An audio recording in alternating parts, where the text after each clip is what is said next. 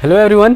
तो आज हम शुरू कर रहे हैं एक्सरसाइज 3.5 का इंट्रोडक्शन। ठीक है, और हमने पहले ही बता रखा है कि एक्सरसाइज 3.5 में जैसे एक्सरसाइज जो हम पढ़ते आ रहे हैं तो हमने क्या पढ़ा है, एक्सरसाइज 3.2 की अगर हम बात करें तो उसमें पढ़ा था हमने ग्राफिकल मेथड, ग्राफिकल।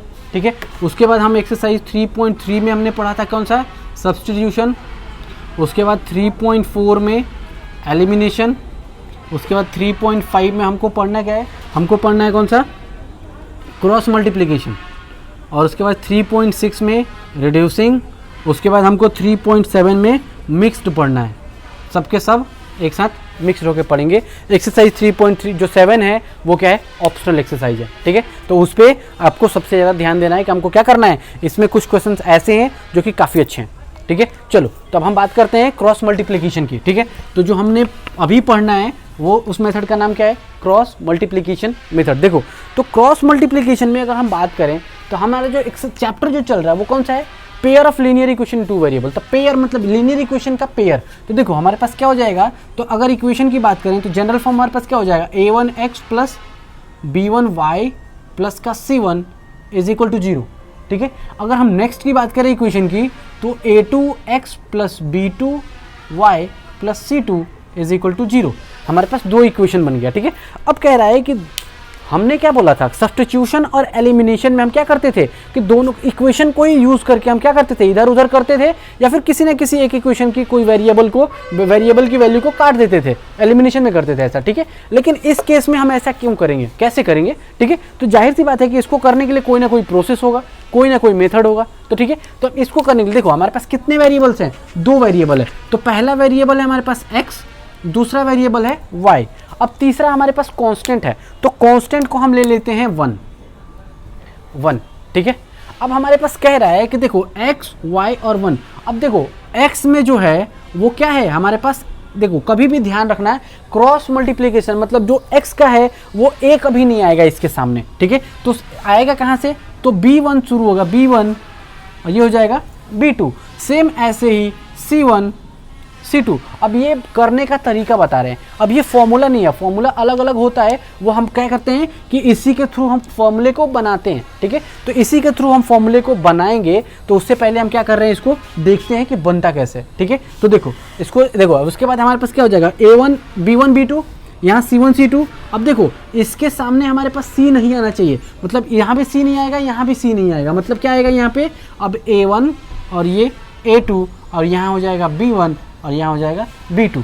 मतलब जहाँ x है, x के नीचे क्या नहीं आना चाहिए, x के नीचे a नहीं आना चाहिए, मतलब x का कोफिशिएंट नहीं आना चाहिए। y के नीचे y का कोफिशिएंट नहीं आना चाहिए, और कांस्टेंट के नीचे कांस्टेंट का कांस्टेंट नहीं आना चाहिए, मतलब c नहीं आना चाहिए हमारे पास। ठीक है, तो अब इसके बाद हम करते क्या है, इसके बाद हम करते हैं cross multiplication. Cross multiplication in the sense देखो इसको इससे मल्टीप्लाई करेंगे, इसको इससे मल्टीप्लाई करेंगे। ठीक है, तो देखो जब इसको इससे मल्टीप्लाई करेंगे तो देखो हमारे पास x है, तो x अपॉन इसको इससे मल्टीप्लाई करो तो b1 c2, तो ये हो जाएगा b1 c2। अब कह रहा है कि दूसरा वाला मल्टीप्लाई करेंगे तो ये होता है माइनस b2 c1। ठीक है, इज इक्वल टू, अब हमारे पास y का, तो y अपॉन हमारे पास क्या हो जाएगा, y अपॉन, अब देखो फिर से क्रॉस मल्टीप्लिकेशन करो, इसको इससे करो, इसको इससे करो। अब देखो इसको इससे करेंगे तो हमारे पास क्या हो जाएगा, C1 A2 minus C2 A1 ये हमारे पास आ गया। अब कह रहा है कांस्टेंट वाला, तो कांस्टेंट हमारे पास क्या है 1 बाय, अब हमारे क्या करते हैं यहाँ पे फिर से क्रॉस मल्टीप्लिकेशन, तो क्या हो जाएगा A1 B2 और यहाँ हो जाएगा A2 B1। तो हम क्या लिखेंगे यहाँ पे, A1 B2 minus B2 A1। अब बहुत बच्चे सोच रहे होंगे कि हम ऐसे ही क्यों कर रहे हैं। ठीक है, तो ध्यान रखना है कि कभी भी हम स्टार्टिंग यहाँ से करते हैं, यहाँ से करते हैं। ठीक है, तो देखो जब यहाँ से स्टार्टिंग करते हैं तो देखो पहले हम ये वाला मल्टीप्लाई करते हैं, मतलब इसके साथ इसका मल्टीप्लिकेशन, और वो पहले आता है, और उसमें से हम माइनस करते हैं इसके साथ इसका मल्टीप्लिकेशन। ठीक है। और सेकंड केस में भी हम क्या करते हैं, स्टार्टिंग यहाँ से करते हैं, तो इसके बाद इसका क्रॉस मल्टीप्लिकेशन तो नीचे ही, तो क्रॉस मतलब क्या, उसके अपोजिट वाला, ठीक है। मतलब अपोजिट वाला इन द सेंस क्या, इसका सामने सामने वाला नहीं, इस क्रॉस का मतलब हमारे पास क्या है, उसके बिल्कुल अपोजिट, मतलब डायगोनल वाला, ठीक है। डायगोनल वाले की बात करेंगे, ठीक है। तो देखो C1A2, तो C1A2 और माइनस कर देंगे नीचे वाले से और ऊपर वाले से जो मल्टीप्लिकेशन करेंगे उसमें हर एक केस में देखना कि ये वाला जो लाइन है इसका मल्टीप्लिकेशन हमेशा माइनस में आ रहा है, ठीक है। तो हम पहले ऊपर वाले को मल्टीप्लाई करके सामने लिखते हैं, उसके बाद माइनस करके इसको लिख देते हैं, ठीक है। तो ये हमारे पास आया ऐसा, ठीक। तो देखो इसका ये थोड़ा खिचड़ी पक गया, इसको हटाते हैं यहाँ से। तो ये हमारे पास आ गया कौन सा, क्रॉस मल्टीप्लिकेशन करने का एक सिंपल सा तरीका, ठीक है। अब बच्चे कई तरह से करते हैं, अब मैं बताता हूँ करना कैसे, ठीक है। देखो अब हमारे पास कितने तरह का हो गया यहाँ पे, अगर हम इसकी बात करें तो देखो हमारे पास क्या हो गया, एक तरीका तो ये हो गया कि हमको क्या करना है, ऑन कंपेयर कर देना है कि A1 A2 B1 B2 हमारे पास क्या निकल जाएगा, A1 B1 C1 A2 B2 C2, हमारे पास सबकी वैल्यू निकल जाएगी। अगर हम कंपेयर करें तो हमारे पास जो भी इक्वेशन गिवन होगा उस इक्वेशन से अगर हम कंपेयर करें तो A1 A2 B1 B2 C1 C2 की वैल्यू निकल जाएगा, ठीक है। उसके बाद हम चाहें तो इस वाले मेथड पे रख लो, इस वाले पे रखो, और हमको पता होना चाहिए कि हमको उसको कैसे करेंगे, ठीक है। इस पे रख के हम कर सकते हैं, और या तो हम डायरेक्ट ये वाला हमको याद कर लेंगे क्या, x बाई B1 C2 और माइनस B2 C1, उसके बाद y बाई C1 A2, उसके बाद C2 A1 माइनस में, उसके बाद इक्वल टू कॉन्स्टेंट का ये वैल्यू। अब बहुत बच्चे सोचेंगे कि यहाँ पे सब तो x बाई समथिंग समथिंग आया, तो हमको x और y की वैल्यू कैसे मिलेगा। तो इसके बाद हम देखेंगे कि x और y की जब वैल्यू निकालेंगे तो वो कैसे निकालेंगे, एक बार हम कंपेयर करेंगे इसको कांस्टेंट से, ठीक है, और सेकंड टाइम हम कंपेयर करेंगे इसको कांस्टेंट से। फर्स्ट वाले में देखो किसी को भी किसी से कंपेयर करो, अब सिर्फ इसको और इससे कंपेयर अभी नहीं करना है। जब हम कभी वैल्यू निकालते हैं तो कांस्टेंट वाले वैल्यू को इससे कंपेयर करना है, फिर y वाले वैल्यू को इससे कंपेयर करना है, ठीक है। पहले x वाली वैल्यू को कंपेयर करो, इसको वैल्यू कंपेयर करो, तो जब x वैल्यू को इससे कंपेयर करेंगे तो ये तो कोई ना कोई एक वैल्यू निकल के आएगा। तो जब कोई ना कोई एक वैल्यू निकल के आता है तो उसमें इसमें भी एक कोई ना कोई वैल्यू निकल के आएगा, तो x की वैल्यू निकल जाएगा वहाँ से क्रॉस मल्टीप्लिकेशन करके, ठीक है। सेम ऐसे ही y की भी वैल्यू निकल जाएगा वहाँ से क्रॉस मल्टीप्लिकेशन करके, ठीक है। तो देखो ऐसे हम कर सकते हैं, ठीक है। अदरवाइज बहुत बच्चे क्या करते हैं कि ये जिनको ना रटने में महारत हासिल होता है, मतलब जो उनका माइंड बहुत शार्प होता है और वो फॉर्मूले को याद कर लेते हैं, यूँ चुटकियों में याद कर लेते हैं फॉर्मूले, तो उनके लिए देखो अब इसी से एक और एक स्टेप बनता है, ठीक है। और वो क्या बनता है कि देखो अगर हम देखो x वाले को और कांस्टेंट वाले को कंपेयर करें तो कैसे बनेगा। तो देखो हम यहाँ पे छोटे से में इसको दिखाते हैं, ठीक है। अब देखो हमारे पास कह रहा है ये वाला टर्म, अब हम x और कांस्टेंट को कंपेयर कर रहे हैं, तो हम क्या करेंगे, तो x by B1 C2 minus का B2 C1, ठीक है। अब इसको हमको इक्वल कंपेयर करना है किससे, 1 बाई किससे, A1 B2 और B2 A1, यही है। अब इसको हम कंपेयर करेंगे, तो इसको कंपेयर करेंगे तो ज़रा देखो हमारे पास क्या x की वैल्यू निकालना है, तो हम क्या करेंगे, क्रॉस मल्टीप्लिकेशन। इतना इससे थोड़ा समझ में नहीं आएगा ऐसे, अच्छा एक काम करते हैं, देखो इसकी कोई ज़रूरत नहीं है, अभी हम इसको हटा रहे हैं, ठीक है। हमको सिर्फ कंपेयर करना है किससे, नीचे वाले से, तो नीचे वाले को रखेंगे, ठीक है। तो हमारे पास क्या हो जाएगा कि अगर हम इसको कंपेयर करें तो इस वाले को इक्वल करेंगे, तो इक्वल करेंगे तो क्या हो जाएगा हमारे पास 1 बाई, हमारे पास क्या हो जाएगा A1 B2 माइनस B2 या फिर A2 B1, ठीक है, ये वाला हो जाएगा हमारे पास। अब ज़रा ध्यान दो कि अगर हम ऐसा कुछ करें तो हम क्या करेंगे, अब इसका x की वैल्यू निकालना है, तो हम क्या करेंगे, क्रॉस मल्टीप्लिकेशन करेंगे, इसका क्रॉस मल्टीप्लिकेशन मतलब इसको इधर करेंगे, इसको इधर करेंगे, तो जब क्रॉस मल्टीप्लिकेशन करेंगे तो x इज इक्वल टू निकलेगा हमारे पास। देखो ये इधर मल्टीप्लाई करने से ज़्यादा बेटर है कि सिर्फ इस वाले वैल्यू को इधर डायरेक्ट मल्टीप्लाई कर दो, ठीक है। तो जब इस वाले वैल्यू को डायरेक्ट इधर मल्टीप्लाई करेंगे तो हमारे पास क्या आएगा, B1 C2 minus B2 C1 और डिवाइडेड बाई हमारे पास क्या हो जाएगा, A1 B2 minus A2 B1, ठीक है। ये हमारे पास आ गया, मतलब हमारे पास क्या निकल के आ गया, यहाँ पे x की वैल्यू निकल के आ गया, x की वैल्यू निकल गया, ठीक। अब सेम ऐसे ही देखो x की वैल्यू, बहुत बच्चों का क्या होता है कि यहाँ पे वैल्यू रखते हैं और उस वैल्यू को क्रॉस मल्टीप्लिकेशन करके यहाँ पे डायरेक्ट लेके निकाल देते हैं। बहुत बार क्या होता है कि a1 a2 b1 b2 के वैल्यू पता होता है और उनको डायरेक्ट फॉर्मूला ये वाला याद हो जाता है। जब ये वाला फॉर्मूला याद हो डायरेक्ट वैल्यू निकाल पुट करो और हमारा आंसर निकल जाता है। ठीक है, सेम ऐसे ही अगर हम y की वैल्यू निकालें तो y को भी तो कंपेयर करना पड़ेगा। तो y को कंपेयर करेंगे तो क्या हो जाएगा, y अपॉन हमारे पास क्या हो जाएगा, c1 a2 minus c2 a1 is equal to 1 by a1 b2 minus a2 b1, ये हमारे पास हो जाएगा। ठीक है, अब जरा ध्यान से देखो, यहाँ पे देखो b2 a1 लिखो या a2 b1 लिखो, नहीं यहाँ पे ये गलत हुआ था। देखो यहाँ पे a2 b1 होगा। ठीक है, यहाँ ध्यान देना, यहाँ पे a2 b1 होगा। ठीक, तो देखो हमारे पास क्या हो जाएगा यहाँ पे a2 b1। अब देखो यहाँ पे क्या है हमारे पास कि अगर हम इसको क्रॉस मल्टीप्लिकेशन करें तो ये इधर चला जाएगा, ये इधर चला जाएगा, तो इसको इधर मल्टीप्लाई करने से कोई फायदा है नहीं, डायरेक्ट इसको मल्टीप्लाई कर दो। तो y इज इक्वल टू क्या निकल गया हमारे पास, वो निकल गया हमारे पास देखो c1 a2 minus c2 a1 divided by हमारे पास क्या a1 b2 minus a2 b1। अब हमारे पास दो फॉर्मूले बन के आ गए। देखो कौन कौन से, अगर डायरेक्ट एक्स वाई की वैल्यू निकालना है तो एक फार्मूला ये है, दूसरा फार्मूला ये है, और उसके बाद अगर हमको वैसे नहीं निकालना है तो हमारे पास एक पार्ट ये भी है, हम इसको ऐसे कर लेंगे। ठीक है, और हम क्या कर लेंगे कि दोनों को एक एक करके बारी बारी से दोनों को क्या करेंगे, कंपेयर कर लेंगे। एक बार इसको इससे करेंगे, फिर इसको इससे कंपेयर कर लेंगे। ठीक है, इससे हमारे पास निकल के आ जाएगा। अदरवाइज अगर हमको वो नहीं करना है तो सिंपल से हमको क्या करना है कि वो वाला जो पैटर्न बताया था शुरू वाला पैटर्न, तो शुरू वाला जो पैटर्न है उसी पैटर्न को फॉलो करना है। a1 a2 b1 b2 c1 c2 की वैल्यू रखना है, क्रॉस मल्टीप्लिकेशन करना है और x और y की वैल्यू निकाल लेना है। तीनों का तीनों सेम पैटर्न है। और अब थोड़ा सा हम रिकॉल कर लेते हैं क्या, कंपेयरिंग द रेशियो। तो हम थोड़ा सा एक बार recall comparing the ratios.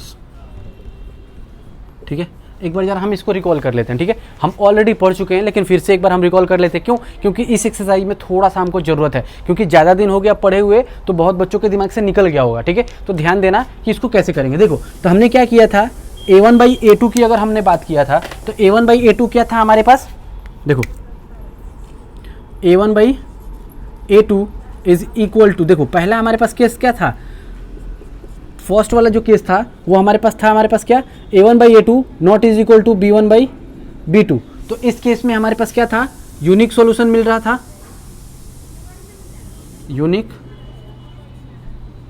Unique solution मिल रहा था हमारे पास। और हमारे पास क्या था, अगर दूसरा वाला लेकर चले a1 by a2 is equal to b1 by b2 is equal to c1 by c2, तो हमारे पास इस केस के लिए क्या मिल रहा था, इनफाइनाइटली मेनी सॉल्यूशन मिल रहा था,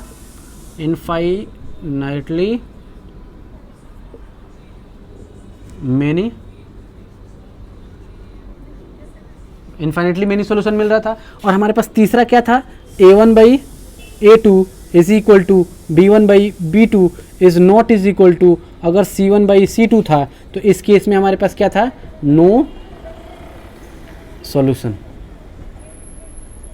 यही था ना। ठीक है, ये तीन हमारे पास कंपेयरिंग द रेशियोज थे। ठीक है, अब देखो इसी कंपेयरिंग द रेशियोज में हमने कुछ और बताया था। क्या बताया था कि जब इन दोनों की बात करें, सिर्फ ये दोनों की, मतलब क्या, यूनिक सॉल्यूशन और इनफाइनाइटली मेनी सॉल्यूशन, इन दोनों को कहते हैं हम कौन सा, कंसिस्टेंट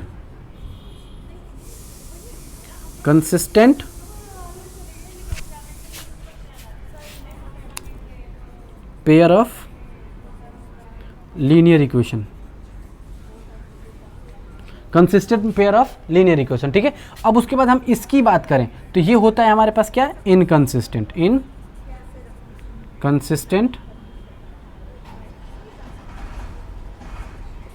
पेयर ऑफ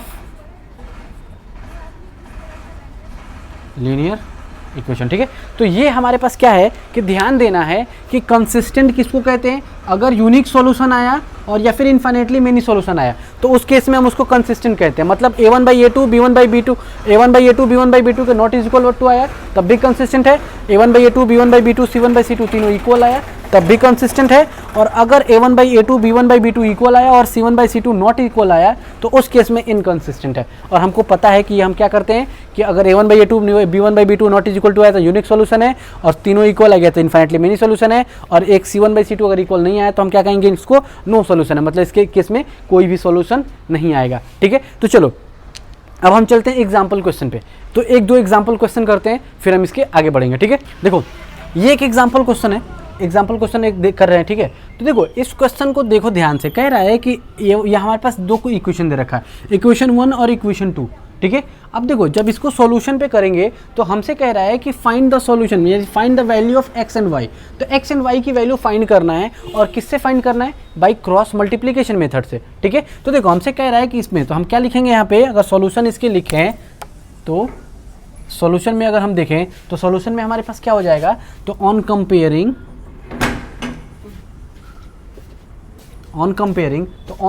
अगर हम किससे देखेंगे तो कंपेयर करेंगे किससे, a1x plus b1y plus c1 is equal to 0, a2x plus b2y plus c2 is equal to 0। ठीक है, अगर इसकी बात करें तो देखो जरा यहाँ पे a1 कितना आया, a1 इज इक्वल टू, अब इसको कंपेयर करो इससे, तो a1 is equal to 1, b1 is equal to, तो b1 कितना आ जाएगा -2, c1 इज इक्वल टू कितना हो जाएगा 0।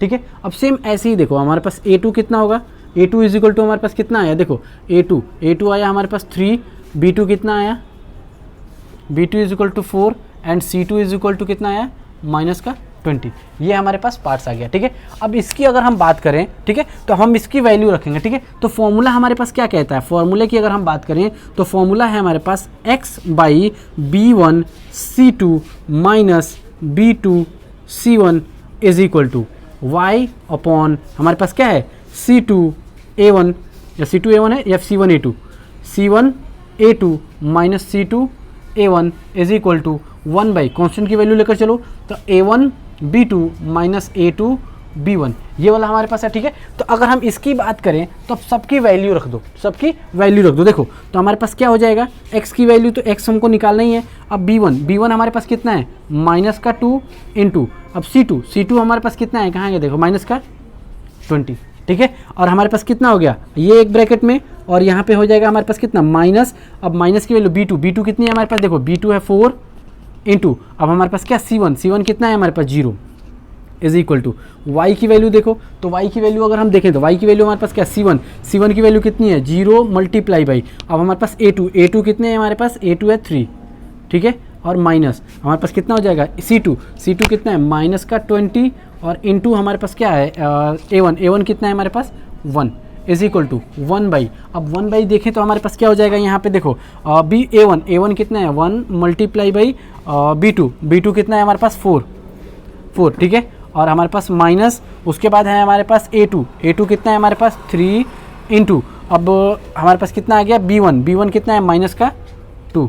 ठीक है, अब इसको देखो, अब हम इसको यहाँ लेकर चलते हैं। ठीक है, इसको यहाँ लिखते हैं तो हमारे पास क्या आ जाएगा, देखो x अपॉन अगर हम बात करें तो देखो 22 जा कितना हो जाएगा हमारे पास, 22 जा 40, और वो हो जाएगा प्लस का 40। अब देखो ये 0 इंटू 4 कितना हो जाएगा -0, तो ये पूरा का पूरा हट गया, खत्म। ठीक है, इज इक्वल टू, अब इसकी बात करें तो हमारे पास कितना हो गया, देखो 0, यहाँ पे हो जाएगा y अपॉन, इक्वल टू का साइन है, y अपॉन की बात करें, देखो यहाँ पे देखो ये तो पूरा टर्म 0 हो गया, ये वाला 0 इंटू 3 0, तो मतलब हमारे पास आ गया 0 और minus into 20, minus into minus plus, तो प्लस का 20, तो ये वाला पार्ट हट गया यहाँ से, तो हमारे पास आया कितना ओनली 20। ठीक है, अब हमारे पास इसकी बात करें तो इज इक्वल टू हमारे पास 1 अपॉन, देखो 4 इंटू 1 कितना हो जाएगा, 4 इंटू 1 कितना हो जाएगा 4, और यहाँ पे देखो 3 2 जा 6, और वो भी किसमें -6, मतलब हमारे पास माइनस इंटू माइनस कितना हो जाएगा प्लस, तो हमारे पास कितना हो जाएगा 6 + 4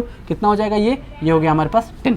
अब हम क्या करते हैं, तो इसको इससे कंपेयर करना है, तो हमारे पास क्या हो जाएगा x/40 इज इक्वल टू, ये कितना हो जाएगा हमारे पास 1/10, क्रॉस मल्टीप्लीकेशन करो तो 10x इज इक्वल टू 40, तो हमारे पास x इज इक्वल टू कितना हो जाएगा 40/10, यानी कि x इज इक्वल टू निकल गया हमारे पास 4, x की वैल्यू निकल गया। सेम ऐसे ही अब हमको क्या करना है, y को कंपेयर करना है, मतलब इस वाले पैटर्न को इस वाले से कंपेयर करो, तो y/20 इज इक्वल टू 1/10। अब कंपेयर करो तो 10 y इज इक्वल टू 20, तो y is equal to 20/2, sorry 20/10, तो y इज इक्वल टू हमारे पास कितना निकल गया, कट गया ये, तो हमारे पास कितना 2।